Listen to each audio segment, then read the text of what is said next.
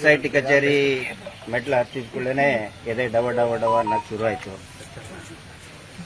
ಒಳಗಡೆ ಹೋದ ತಕ್ಷಣನೇ ಜಗತ್ತಿನ ಭೂಪಟ ತೋರಿಸಿ ಎಷ್ಟು ಮುಸ್ಲಿಂ ರಾಷ್ಟ್ರಗಳಿದೆ ಜಗತ್ತಿನಲ್ಲಿ ಅಂತ ಕೇಳಿದ್ರು. ನಾನು ಒಂದು ನಂಬರ್ ಕೊಟ್ಟೆ. ಆಮೇಲೆ ಮತ್ತೆ ಭೂಪಟ ತೋರಿಸಿ ಎಷ್ಟು ಕ್ರಿಶ್ಚಿಯನ್ ರಾಷ್ಟ್ರಗಳಿದೆ ಅಂತ ಹೇಳಿದ್ರು. ಆಮೇಲೆ ಯಾವ್ಯಾವ ಮೌಲ್ವಿ, ಯಾವ್ಯಾವ ಶೇಖ್, ಯಾವ್ಯಾವ ಪಾದ್ರಿ ದೇವಸ್ಥಾನವನ್ನ ಹಾಳು ಮಾಡೋದಕ್ಕೆ ಎಷ್ಟೆಷ್ಟು ದುಡ್ಡು ಕೊಟ್ಟರು ಅಂತ ಕೇಳಿದ್ರು. ಅದನ್ನ ಪೂರ್ತಿಯಾಗಿ ನಾನು ಹೇಳಿದೆ. ದಾಖಲೆ ಕೊಟ್ಟರು ಸರ್? ಯಾವುದು ಅದಕ್ಕೆ ಕೇಳಿದ್ರು, ಅದು ಎಕ್ಸೆಲ್ ಶೀಟ್ ಅಲ್ಲಿ ಮಾಡ್ಕೊಂಡು ಇಟ್ಕೊಂಡಿದ್ದಾರೆ. ಆಮೇಲೆ ಬುರುಡೆ ಯಾವ ಶೋರೂಮ್ ಇದ್ರೆ ತಂದಿದ್ದೀರಿ ಅಂತ ಕೇಳಿದ್ರು. ಯಾವ ಕಾರ್ಪೆಂಟರ್ ಪೇಂಟ್ ಹಚ್ಚಿದ್ದ ಅಂತ ಕೇಳಿದ್ರು. ಯಾವ ಕಾರ್ಪೆಂಟರ್ ಪೇಂಟ್ ಹಚ್ಚಿದ್ದ, ಆ ಪೇಂಟರ್ದು ವಿಸಿಟಿಂಗ್ ಕಾರ್ಡ್ ಕೂಡ ಕೊಟ್ಟು ಬಂದಿದ್ದೀವಿ. ಇಷ್ಟೇ ಅಲ್ಲ ಇಷ್ಟೇ ಅಲ್ಲ ಸರ್. ಕಳೆದ 2 ತಿಂಗಳಿನಿಂದ ನಿಜವಾದ ಘಟನೆಗಳು ಏನು ನಡೆದಿದೆ ನಾನು ನಿಮ್ಗೆ ರಿಕ್ವೆಸ್ಟ್ ಮಾಡ್ಕೊತಾ ಇದ್ದೀನಿ. ನಿಮ್ಮ ಬಗ್ಗೆ ನಮ್ಗೆ ಪ್ರೀತಿ ಇದೆ. 2 ತಿಂಗಳಿಂದ ನಾನು ನೋಡ್ತಾ ಇದ್ದೇನೆ. ಮಳೆ ಇರಲಿ, ಬಿಸಿಲಿರಲಿ, ಎಲ್ಲಾ ಕಡೆ ನೀವು ಓಡಾಡಿ ವರದಿ ಮಾಡ್ತಾ ಇದ್ದೀರಿ. ವಾಸ್ತವ ವರದಿಯನ್ನ ಮಾಡಿ. ನಮ್ಮ ಮೇಲೆ ಏನಾದರೂ ಕಾನ್ಸ್ಪಿರಸಿ ಇತ್ತಂತ ಹೇಳಿದ್ರೆ, ಈಗ ಹೇಳಿದ್ನಲ್ಲ ನೀವು, ಅದೇ ಬೇಕು ತಾನೆ. ಕಾನ್ಸ್ಪಿರಸಿ, ದೇವಸ್ಥಾನ ಹಾಳು ಮಾಡೋದು, ದುಡ್ಡು ತಗೊಂಡ್ರು, ಮುಸ್ಲಿಂ ರಾಷ್ಟ್ರದಿಂದ ದುಡ್ಡು ಬಂತು, ಬುರುಡೆ ಯಾವನ ಕೊಟ್ಟನಂತೆ. ಯಾವುದೂ ಕೂಡ ಬುರುಡೆ ಆಗಲಿ ಏನೇ ಆಗಲಿ ಪ್ರತಿಯೊಂದಕ್ಕೂ ಕೂಡ ಕ್ಲಾರಿಫಿಕೇಶನ್ ಕೊಟ್ಟು ಬಂದಿದ್ದೀನಿ. ಪ್ರತಿಯೊಂದಕ್ಕೂ ಕೂಡ ಕ್ಲಾರಿಫಿಕೇಶನ್ ಕೊಟ್ಟಿದ್ದೀವಿ ನಾವು. ಆ ನಂತರ ಯಾವುದೇ ಒಬ್ಬ ವ್ಯಕ್ತಿ ಇವತ್ತಿನ ಕಾಲದಲ್ಲಿ ಮೊಬೈಲ್ ಇದ್ದಂತ ಸಂದರ್ಭದಲ್ಲಿ ಸುಳ್ಳು ಹೇಳಕ್ಕಾಗಲ್ಲ.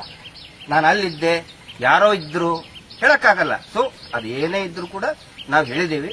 ಮತ್ತೆ SITನೂ ಕೂಡ ತುಂಬಾ ಚೆನ್ನಾಗಿ ಇನ್ವೆಸ್ಟಿಗೇಷನ್ ಮಾಡ್ತಾ ಇದ್ದಾರೆ. SITನ ಫೇರ್ ಆಗಿ ಮಾಡ್ತಾ ಇದ್ದಾರೆ, ಸೈಂಟಿಫಿಕ್ ಆಗಿ ಮಾಡ್ತಾ ಇದ್ದಾರೆ. ದಯವಿಟ್ಟು ಅದನ್ನು ಮಾಡೋದಕ್ಕೆ ಅವಕಾಶವನ್ನ ಮಾಡಿಕೊಡಿ. ನಾನು ಎಲ್ರಿಗೂ ಕೇಳ್ತಾ ಇದ್ದೇನೆ. ಇಲ್ಲಿ ಡಿಸ್ಕಷನ್ ಆಗಿದ್ದು ಕೂಡ ನಿಜವಾದ ಏನೇನು ಇದನ್ನು ನಡೀತಾ ಇದೆ, ತನಿಖೆ ಏನು ನಡೀತಾ ಇದೆ, ಅದರ ಬಗ್ಗೆ ನನ್ನ ಹತ್ತಿರ ಇರುವಂತದ್ದು. ಇವತ್ತು ಯಾರು ಕೂಡ ನನಗೆ ಅಂದ್ರೆ ಏನೋ ಒಂದು ಕ್ರೈಮ್ ಮಾಡಿದ್ದೀನಿ ಅಂತ ಕರೆಸಿಲ್ಲ. ಐ ಹ್ಯಾಡ್ ರಿಕ್ವೆಸ್ಟೆಡ್ ನಮ್ಮ ಹತ್ತಿರ ಇರುವಂತ ಮಾಹಿತಿ ಏನಿದೆ ನಿಮಗೆ ನಾನು ಒಪ್ಪಿಸೋದಕ್ಕೆ ತಯಾರಿದ್ದೀನಿ ಅಂತ ಒಂದು ಲೆಟರ್ ಬರೆದಿದ್ದೆ. ಸೊ ದೇ ಹ್ಯಾವ್ ಅದಕ್ಕೆ ತಕ್ಷಣವೇ ಸ್ಪಂದಿಸಿದ್ದಾರೆ, ನಮ್ಮನ್ನು ಕರೆದಿದ್ದಾರೆ. ನನ್ನ ಹತ್ತಿರ ಏನು ಮಾಹಿತಿ ಇದೆ ಅದನ್ನು ಶೇರ್ ಮಾಡಿದ್ದೀನಿ. ದಯವಿಟ್ಟು ಎಲ್ಲಾ ಪತ್ರಕರ್ತರಿಗೆ, ಮಾಧ್ಯಮಗಳಿಗೆ ರಿಕ್ವೆಸ್ಟ್ ಮಾಡ್ಕೊಳ್ಳೋದು, ಕಾನ್ಸ್ಪಿರಸಿ ಥಿಯರಿ ಇದ್ರೆ ಸುಖ ಸುಮ್ಮನೆ ಯಾರ್ಯಾರೋ ಏನೇನೋ ಹೇಳಿದ್ರು ಅಂತ ಹೇಳಿ ಅದೊಂದು ನೆರೇಷನ್ ಬಿಲ್ಡಪ್ ಮಾಡಬೇಡಿ. ಹಂಗ ನಾವೇನಾದ್ರೂ ತಪ್ಪು ಮಾಡಿದ್ರೆ, ನಮ್ಮ ದೇವರದು ಮಂಜುನಾಥ ಅಂತ ಹೇಳಿದ್ರೆ ನನ್ನ ಸ್ವಾಮಿ, ಅದು ನನ್ನ ಸ್ವಾಮಿಗೆ ನಾನೇನು ದ್ರೋಹ ಮಾಡಕ್ಕಾಗಲ್ಲ. ಹಂಗೇನಾದ್ರೂ ಮಾಡಿದ್ರೆ ಇಷ್ಟೊತ್ತಿಗೆ ಅರೆಸ್ಟ್ ಮಾಡಿ ಕಳಿಸ್ತಿದ್ರು ನನಗೆ. ಮಹೇಶ್ ಶೆಟ್ಟಿ ತಿಮ್ಮರೋಡಿಯವರು ಬಂದು ಉತ್ತರ ಕೊಟ್ಟು ಹೋಗಿದ್ದಾರೆ. ಅರೆಸ್ಟ್ ಆಗ್ತಿದ್ವಿ ಇಷ್ಟೊತ್ತಿಗೆ ನಾವು. ಆ ನಂತರ ಇನ್ನೊಂದು ಪ್ರಮುಖ, ನಿನ್ನೆ ನಾವೆಲ್ಲರೂ ಸೇರಿ ತೀರ್ಮಾನ ಮಾಡಿದೀವಿ, ನಮ್ಮ ಬಗ್ಗೆ ಹಿಂಗೆ ಸುಳ್ಳು ಅಪಪ್ರಚಾರ ಮಾಡಿ ಜೈಲಿಗೆ ಹಾಕುವುದಾದ್ರೆ ನಾವು ಆಂಟಿಸಿಪೇಟರಿ ಬೇಲ್ ತಗೊಳ್ಳೋದಿಲ್ಲ ಅಂತ ನಾವು ತೀರ್ಮಾನ ಮಾಡಿದೀವಿ. ಮಹಾತ್ಮ ಗಾಂಧೀಜಿಯ ತತ್ವವನ್ನು ಅದನುಸರಿ ಸುಳ್ಳು ಹೇಳಿ ನಮಗೆ ಜೈಲಿಗೆ ಹಾಕ್ತಾರ, ನಾವು ಆಂಟಿಸಿಪೇಟರಿ ತಗೊಳ್ಳಲ್ಲ. ಜೈಲಿಗೆ ಹಾಕ್ತಾರ, ಹಾಕ್ಲಿ.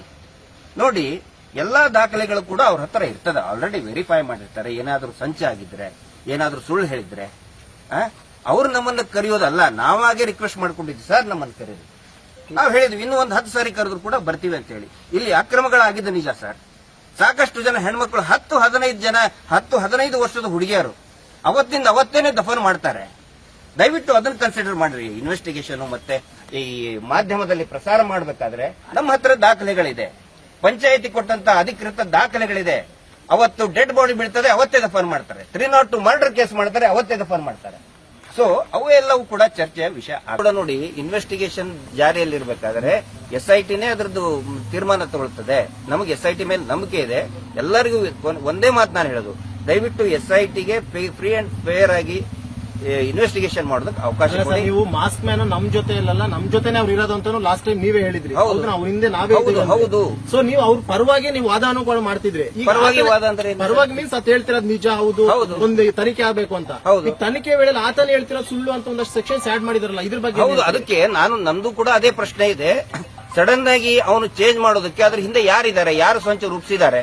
ಅಲ್ಲ, ಅವನು ಪೊಲೀಸ್ ಕಸ್ಟಡಿಯಲ್ಲಿ ಇರುವಾಗ ಹೇಗೆ ಅವನು ಬೇರೆ ಪೊಲೀಸ್ ಕಸ್ಟಡಿಯಲ್ಲಿ ಇದ್ದಿದ್ದಿಲ್ಲ. ಅವನು ಈಗ 3-4 ದಿನ ಆಯ್ತು ಪೊಲೀಸ್ ಕಸ್ಟಡಿಗೆ ಬಂದು. ಇಲ್ಲ ಸರ್, ಅವರು ಮಹೇಶ್ ಶೆಟ್ಟಿ ಮನೆಯಿಂದ ನೇರವಾಗಿ ಬಂದಿರುವಂತದ್ದು ಪೊಲೀಸ್ ಕಸ್ಟಡಿಗೆ.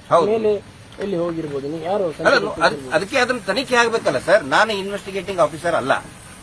SIT ಅವರಾಗ್ಲಿ ಅಥವಾ ಸಂಬಂಧಪಟ್ಟಂತ ಅಧಿಕಾರಿಗಳು ತನಿಖೆ ಮಾಡಬೇಕಾಗುತ್ತೆ. ಬ್ರೈನ್ ವಾಶ್ ಮಾಡಿದಾರೆ ಅಂತ ಹೇಳ್ತೀರಾ ನೀವು ಯಾರು ನಮ್ಗೆ ಆತರ ಸಂಶಯ ಬರ್ತಾ ಇದೆ.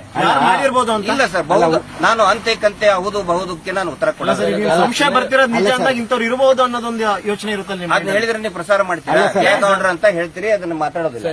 ನಾನು ಕೂಡ ಪೂರ್ತಿಯಾಗಿ ನಂದು ಅಕೌಂಟ್ ಓಪನ್ ಎಲ್ಲಾನು ಕೂಡ ನಂದು ಓಪನ್ ಆಗಿನೇ ಇದೆ. ನಂದಾಗ್ಲಿ ಅಥವಾ ಇನ್ಯಾರ್ದು ಆಗ್ಲಿ. ಟಿವಿಯಲ್ಲಿ ಬರ್ತಾ ಇದೆ 2 ಲಕ್ಷ ಅಂತ. ಸರ್ 2 ಲಕ್ಷ ಏನು 2 ಕೋಟಿ. ಮುಂಚೆ ನಮ್ಮ ಮೇಲೆ ಮಾಡಿದ ಆರೋಪ ಏನು? ಕೋಟ್ಯಾಂತರ ರೂಪಾಯಿ ಬಂತು ದುಬೈಯಿಂದ, ಕ್ರಿಶ್ಚಿಯನ್ ದೇಶದಿಂದ ಬಂತು. ಕೋಟ್ಯಾಂತರ ರೂಪಾಯಿ ಬಂತ ಹೇಳಿದ್ರೆ 2 ಲಕ್ಷ ರೂಪಾಯಿ ಏನ್ ಸರ್ ಅದ್ರ ಮುಂದೆ? ಸೊ ದಯವಿಟ್ಟು ಅದನ್ನ ಇದು ಮಾಡಕ್ ಹೋಗಬೇಡಿ. ಇಂತಲ್ಲಿ ಸಾಕಷ್ಟು ಜನ ಸತ್ತು ಹೋಗಿದ್ದಾರೆ, ಅದರ ದಾಖಲೆಗಳು ಇದೆ. ಆನಂತರ ಅದರಲ್ಲಿ ಅವ್ಯವಹಾರ ನಡೆದಿದೆ. ಅವ್ಯವಹಾರ ಅಂತ ಹೇಳಿದ್ರೆ ಆ ಫೋರ್ಜರಿ ನಡೆದಿದೆ. ಆಗಲೇ ತಾವು ಕೇಳಿದ್ರಲ್ಲ, ಫೋರ್ಜರಿ ನಡೆದಿದೆ. ಯಾರ್ದೋ ಸಹಿ ಯಾರ್ದೋ ಮಾಡಿ ಹಣವನ್ನ ಹೂತಾಕಿದ್ದಾರೆ. ಅದರ ದಾಖಲೆಗಳನ್ನು ಕೂಡ ನಾನು ಇವತ್ತು ಒಂದಿಷ್ಟು ಹಂತದಲ್ಲಿ ಗಮನಕ್ಕೆ ತಗೊಂಡು ಬಂದಿದ್ದೇನೆ.